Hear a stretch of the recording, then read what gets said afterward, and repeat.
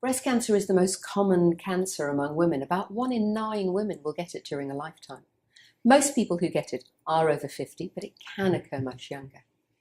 It sometimes runs in families, but perhaps not as often as you might think.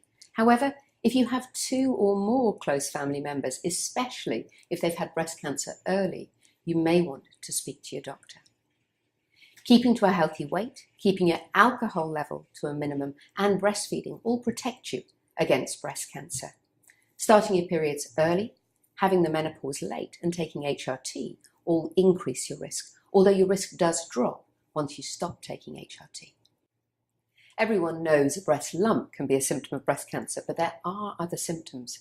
So a change in the shape of your breast, an area where the skin is puckered as if it's being tethered from the inside, turning in of a nipple which had previously been turned out, discharge from one nipple, especially if it's blood-stained, eczema around your nipple, or dimpling of the skin like orange peel.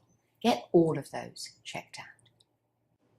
Treatment will very much depend on how far the cancer has progressed, what kind of cancer it is, and other factors called receptors. There are 2 main ones, estrogen receptor, ER, and HER2.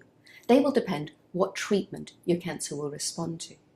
So cancer treatment could include surgery, radiotherapy, chemotherapy, or hormone therapy.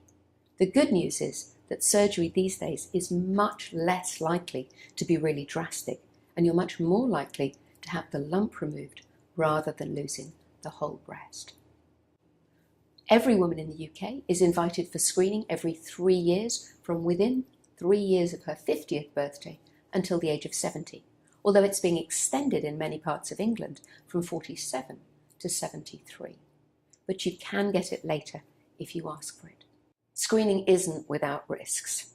It's estimated that about 4,000 women in the UK every year are treated unnecessarily as a result of breast screening, but it does save 1,300 lives a year in the UK.